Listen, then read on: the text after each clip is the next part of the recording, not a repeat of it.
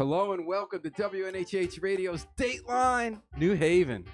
I'm your host, Paul Bass, inviting you to look behind the headlines on the stories that make our community tick. Patricia Adger and Diane Brown make New Haven tick all the time, but especially these days. The lead up to the 55th annual Freddy Fixer Parade. They're here in the WNHH studio to tell us all about their big plans in store for this year's event. Diane, Patricia, welcome back to WNHH. Great to see you.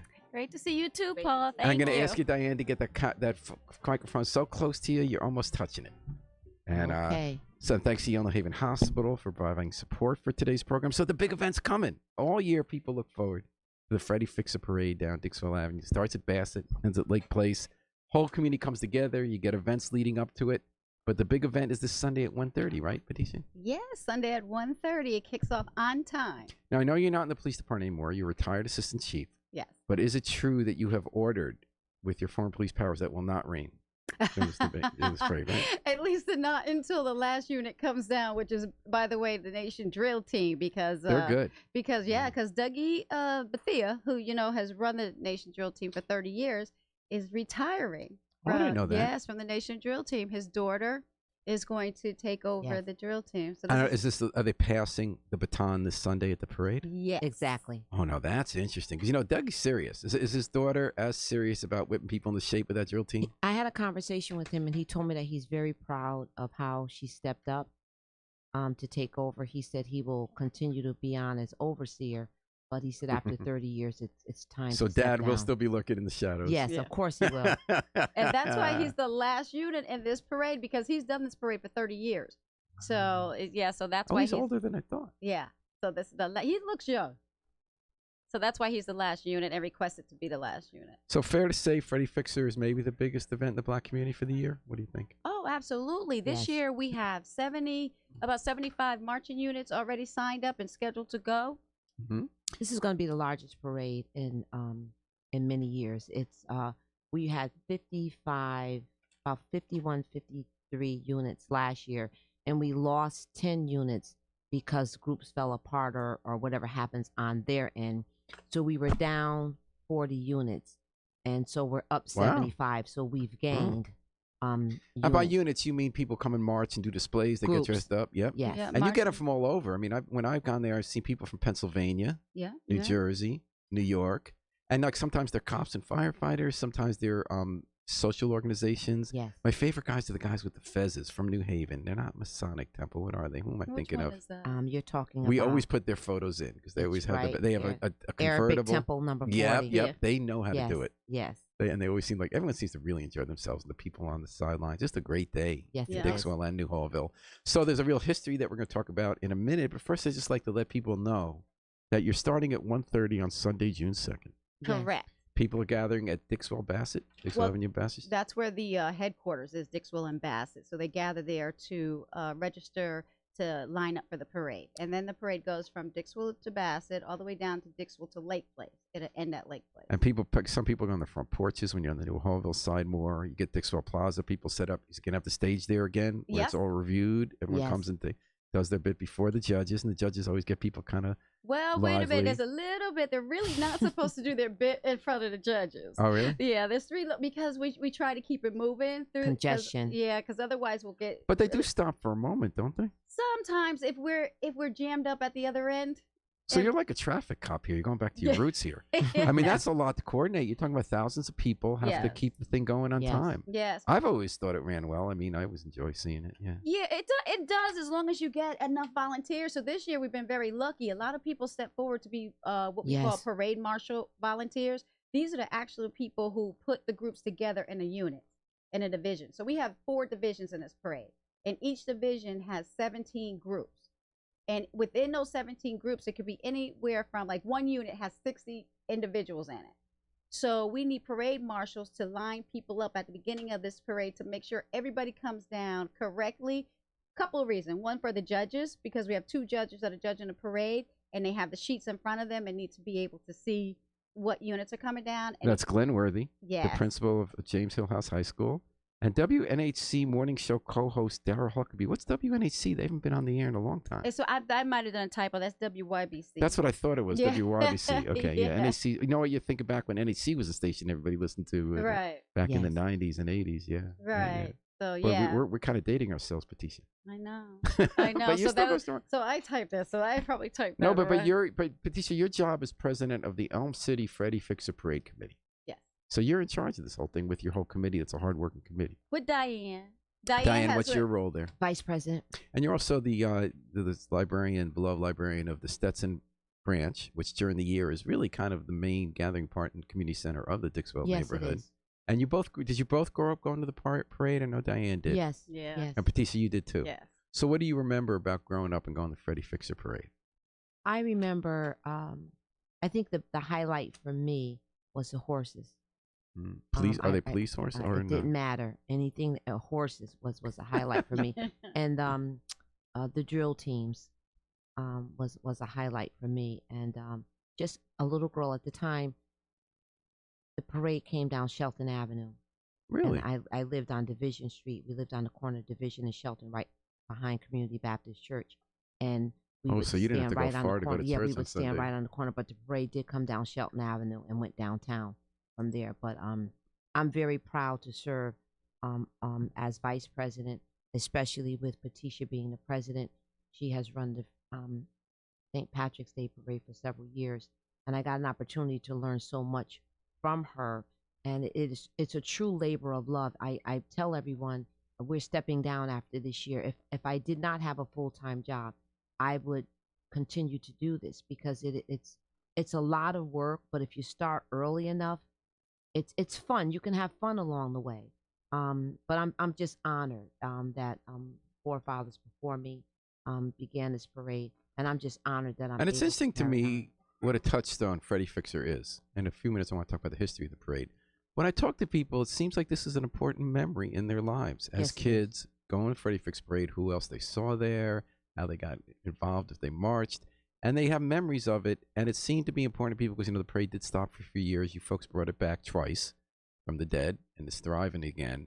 And it seems like we sometimes need these annual events that bring a community together, partly for pride, which is a intangible thing to define, but just sort of like we're all doing something we feel good about, Right. and that we're out in public doing it every year, and we're kind of saying we're still here. As a we're marching. community. Yes. Does that mean? What do you think, Patricia? What did you feel like going as a kid? Well, I always loved. Well, first thing because I was a kid, so I'd always get a new outfit. That was the day. You would buy a new outfit for Yeah. Freddy Well, Fix. everyone my got mother got me. A You would new get your outfit. Freddy Fixer outfit. Right. And what would the outfit be? Oh, whatever the style was that year. It was the Yes. first time. It was the only time in the year because I went to a Catholic school, so I wore uniforms all year. That my mom would actually buy me something that was fashionable that everybody was wearing. So I was thrilled about that. And I was like Diane with the horses, and we have horses this year again. Ebony Horsewomen out of Hartford. They're great. They come down with about 7 to 8 horses. And another contingent, and we have the drill teams that Yes. I used to love the drill teams too. It is tough. See, the drill teams are tough because they come down and they want to perform, and then the crowd just goes crazy, and that's why we've had to kind of stop it at the grandstand because we can't keep moving if the crowds keep coming in. See, my Unfortunately, memory's a funny thing because the last few times I've been at the parade, I thought I remembered the grandstand, the drill team stopping and doing a performance. They do. They did, but a couple of times it was because we were already jammed up at Lake Place and the parade had stopped.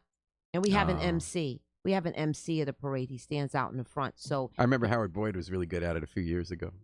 well, we have Majesty this year, and we had him last year. But his job is if the parade starts to get backed up and there's a Oh. drill team or there's someone in front of the stage that can perform, he has the power to say, you can do a little performance right now because, like Patricia said, we want to keep the parade flowing. So you guys are ready. Keep it flowing. Seth Poole writes in, "Hi, Seth. Thanks for listening. The Freddy Fixer outfit was more important than the first day of school." And we're talking about the Freddy Fixer Parade, which is this Sunday, June 2nd, starting at 1:30, Dixwell and Bassett. And we're talking to two people who are the engines with the committee that makes it happen. Patricia Adger, Diane Brown here at WNHH. Your home for community radio, 103.5 FM, live streamed at newhavenindependent.org. You've had a series of events leading up to Freddy Fixer. Yes. You had a fashion show, community health fair, annual cleanup day. And this Friday, the great Jesse Hameen, which I never knew he called him Jesse Cheese Hameen. Jazz musician, been around since most of us been alive, right? Yeah, absolutely. He's playing at the Elks Lodge, 87 Webster, at 5 to 9 p.m. Then on Saturday, you have a neighborhood festival at Scantlebury Park on Ashman Street, and then the big parade on Sunday. Now, why all the events? How did that all come to be? Well, when we grew up with the Freddy Fixer, it was a Freddy Fixer weekend. Yes. After it culminated. Which it will be again this week. Right. So we wanted to bring back that whole historical focus on it being a community Entire weekend. An entire weekend and a community celebration for the entire weekend. So that's what we attempted to do this year. And one reason why we wanted to have the jazz, and people that know Jesse, he's Cheese. Some people don't know he's Jesse. Oh, I didn't know he was When Cheese. I grew up, he was Uncle Cheese because he grew up with my brother. So people know him as Cheese. Probably because he smiles all the time. He has a beautiful smile. But anyway, one reason why we wanted to do the jazz and it's at a price that's friendly is because there's many people who are older who are not able to come out and walk around and get around at the parade. So we figured if we had something in the community at the Elks Club, $10 a person. Oh, that's not bad. At the Elks Club, people can come in and it'd be like an old school reunion for them.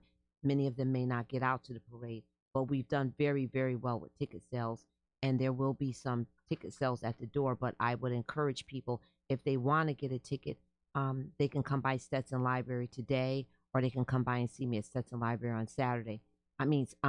Tomorrow I'll be around. The event is tomorrow, but we don't know how many tickets are going to get sold at the door. So, all right. Yeah, and they could also buy tickets online. Buy tickets online. Now, Freddy Fixer Parade started in the 1960s. Yes. And it was during the era of urban renewal. Yes. There were a lot of changes in the Dixwell neighborhood. And there was a guy named Ed Grant, who was the original environmentalist before it was hip. Yes. He'd always do recycling stuff and doing community cleanups. And he had a partner in crime named Dr. Fred Smith, who was a beloved leader in the black community. Yes. So Ed made a character based on Fred. Yes. They called him Freddy Fixer. Yes. And he was some guy with a top hat who would go around sweeping up the streets. Right. Do I have it right so far, Patricia? Yeah. Okay. Yeah. And then people would come out in the streets and actually bring brooms. Yes. And sweep the sidewalks and sweep the streets. Yeah. So in addition to Pride, and then it became a whole regional thing where, as we said, people came from states around, black cops, black firefighters, social organizations, motorcycle groups, and they'd all come to be part of this parade. What about the cleanup roots of it? You said there's a community cleanup right this weekend on Saturday. Tell me about that. That was actually last Saturday. There were two So what cleanups. happened? Yeah, we had two cleanups. So the first cleanup, Nina Silva, who sits on our committee, she On the management team. Right, that Yes. too. She's the president of the management team, but she also sits on the parade committee. Did a wonderful job. She had 100 Yes, she did. volunteers 100? come out. Yes, And what did they do?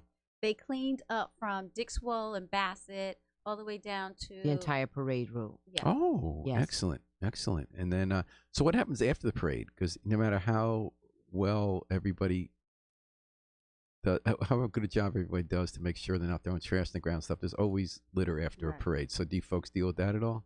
We don't personally. We probably should, but Public Works does such a great job Yes. at cleaning up. And I have to say that in our parade, we don't get a lot of littering. Last good. year I went to the plaza the next morning because, of course, that's where the library is.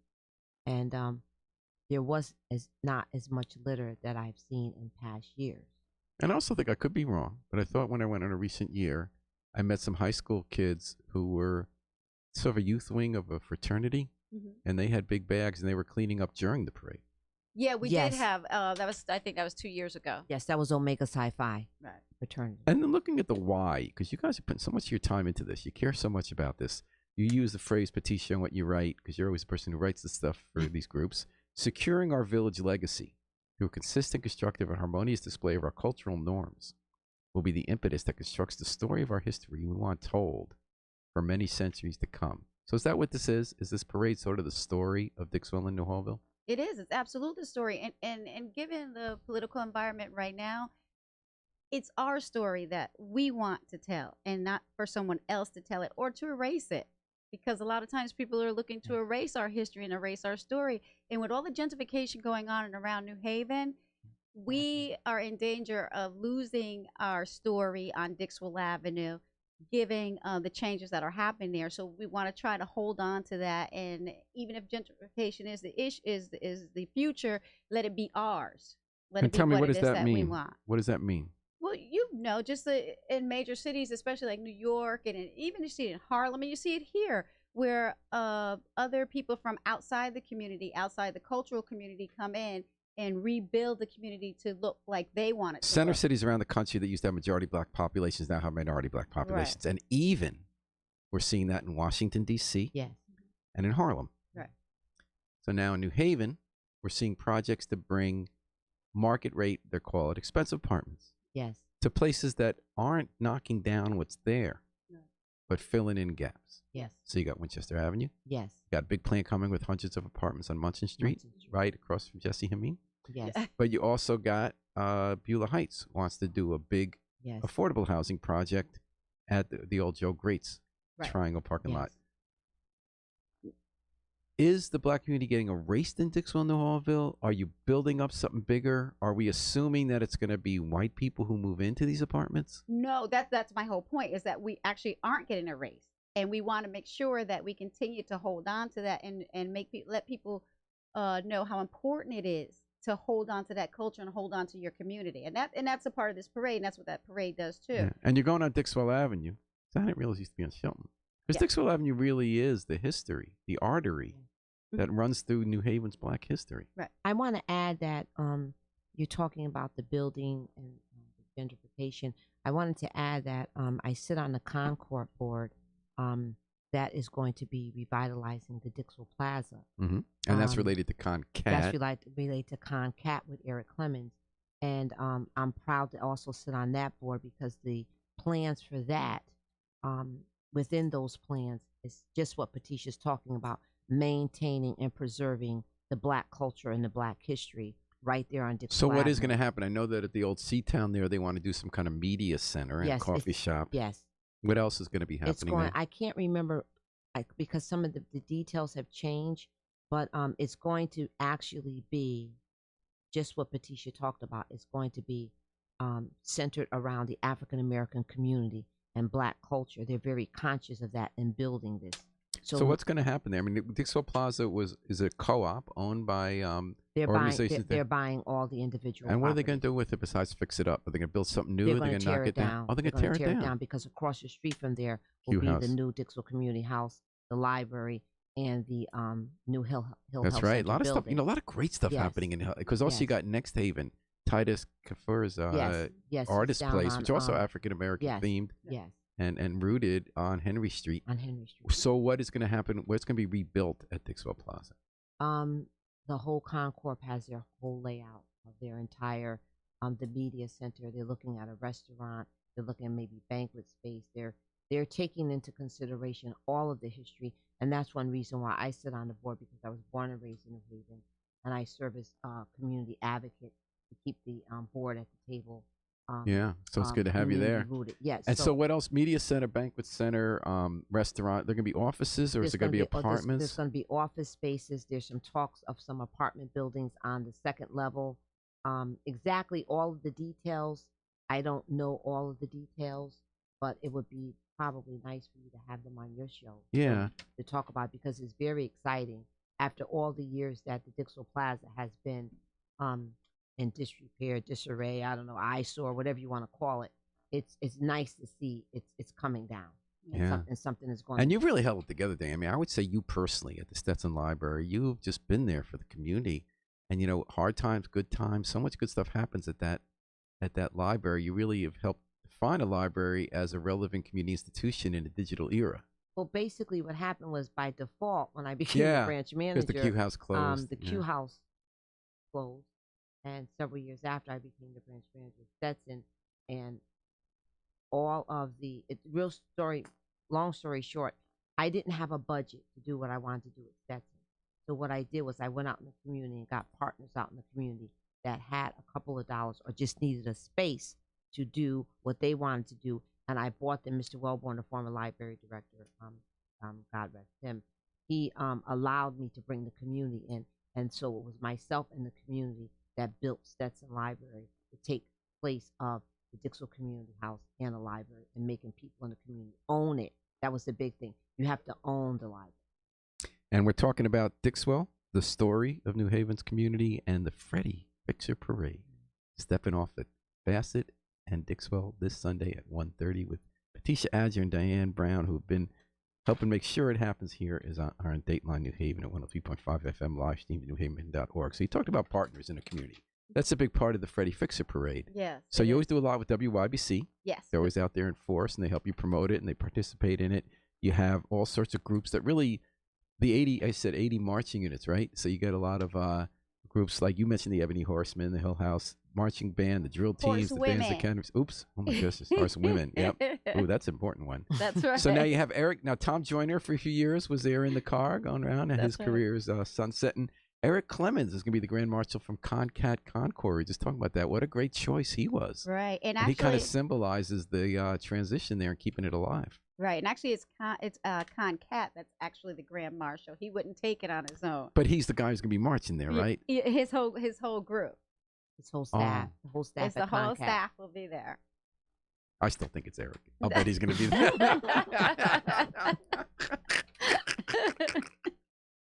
And who else is some of the main partners? Who helps you pull this off, Patricia? Who really helps us pull this off the most are our sponsors. We received significant money from Connecticut Department of Economic and Community Development.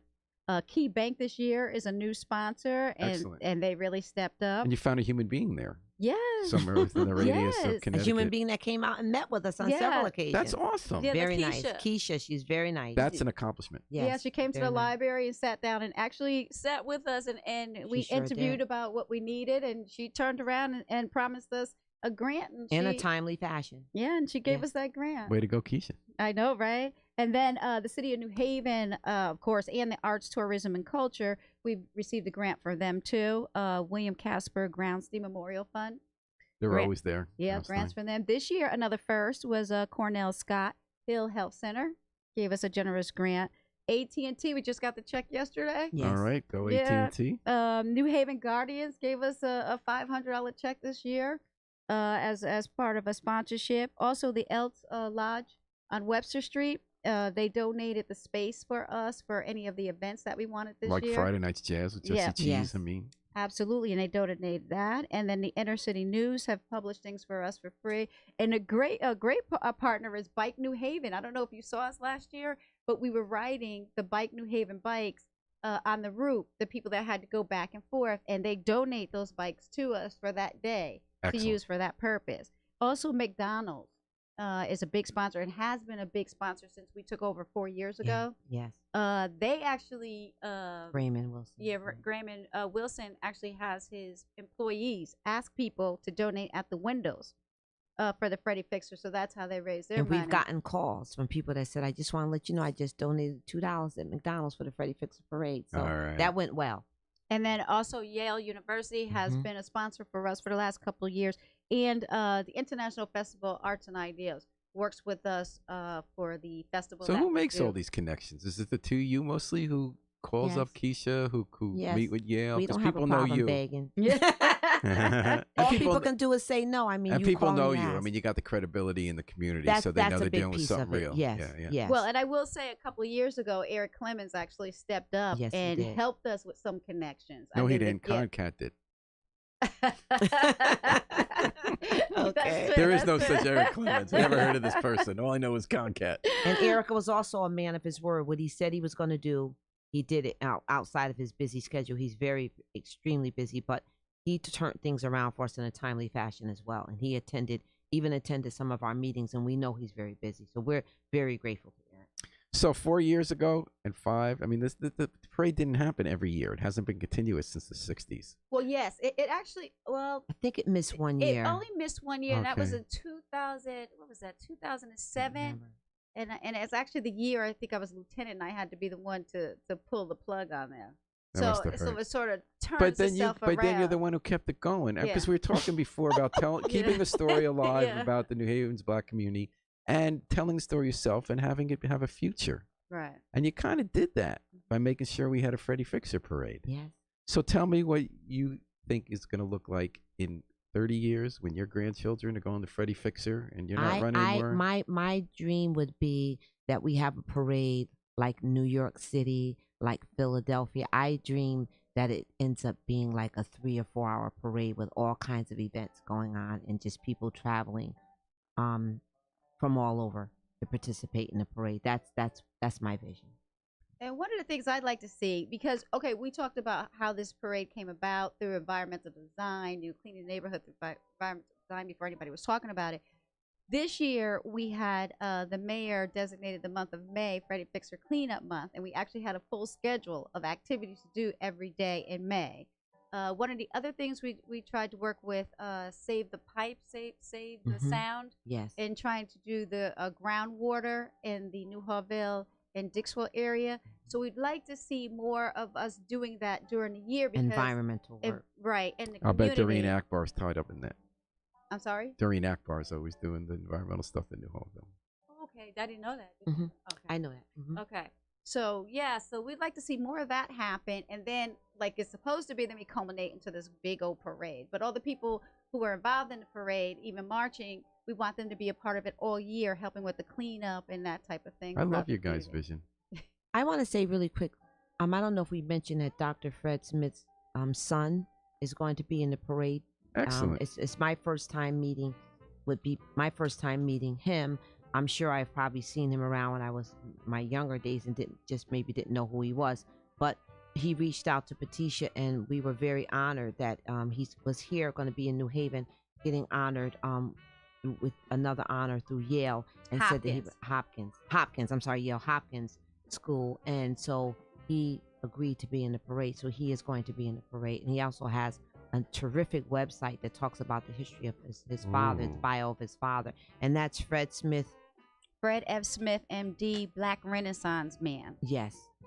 All right. And I looked over it. Had some time to look over it this morning. It's very interesting read. I'm going to talk to him about what is he going to do a book, because it's a very interesting read on his father and being in New Haven and being a black doctor and what his father had to deal with, but still had enough time and energy to be civically involved in the community.